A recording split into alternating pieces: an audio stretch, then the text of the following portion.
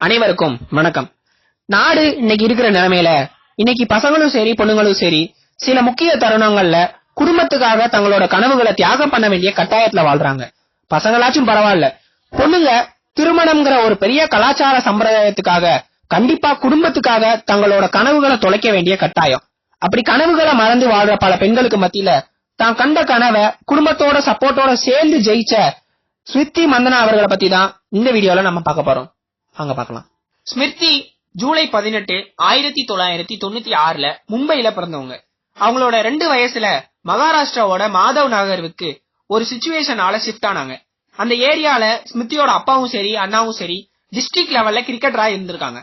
அண்ணா கிரிக்கெட்ல Under 16 டோர்னமெண்ட்ல விளையாடுறத பார்த்த ஸ்மிருதிக்கும் கிரிக்கெட் மேல ஒரு இனம் புரியாத இன்ட்ரெஸ்ட் அன்னைக்கு கிரியேட் ஆச்சு. தன்னோட 9 வயசுல Under 15க்காகவும் 11 வயசுல Under 19க்காகவும் விளையாடி இருக்காங்க. ஸ்மிருதியோட ஃபேமிலி ஸ்மிருதியோட கெரியருக்கு ரொம்பவே சப்போர்ட்டா இருந்திருக்காங்க. அப்பா பொண்ணோட ப்ரோக்ராம்ஸையும், அம்மா டயட், க்ளோத்ஸ் இந்த மாதிரியான விஷயங்கள்லயும், அண்ணா நெட் பிராக்டிஸ்லயும் ரொம்பவே சப்போர்ட்டிவா இருந்திருக்காங்க. 2013ல ஸ்மிருதி Under 19 டோர்னமெண்ட் விளையாடினப்போ வதோதரால நடந்த குஜராத்துக்கு எதிரான போட்டியில 150 பால்ல 224 ரன்கள் எடுத்து the first Indian women cricketer to score 200 runs அப்படிங்கிற ஒரு ரெக்கார்டை செட் பண்ணியிருந்தாங்க. 2016ல உமன்ஸ் சேலஞ்சர் டிராபில 3 ஹாஃப் செஞ்சுரி ஸ்கோர் பண்ணி அவங்க டீம் டிராபி வின் பண்ணதுக்கு மேஜர் சப்போர்ட்டிவா இருந்திருக்காங்க. அந்த டூர்னமெண்ட்ல மட்டும் ஸ்மிருதி 192 ரன்கள் ஸ்கோர் பண்ணிருக்காங்க.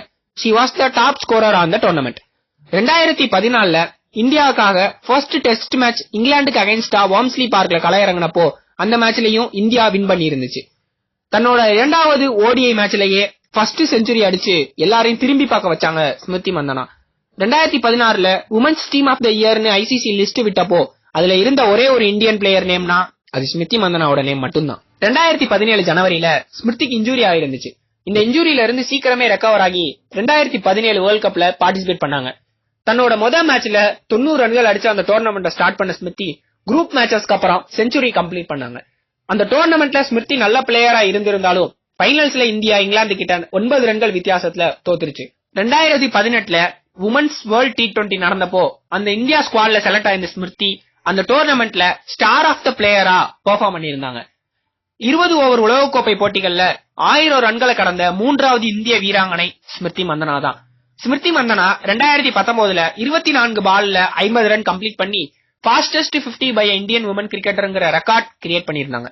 ஒரு நல்ல ஸ்டார் பிளேயரா இந்தியன் டீமுக்காக பெர்ஃபார்ம் பண்ணிட்டு இருந்த ஸ்மிருதி மந்தனா 2019ல அந்த டீம் ஸ்குவாடோட கேப்டனா அனௌன்ஸ்மெண்ட் செய்யப்பட்டாங்க.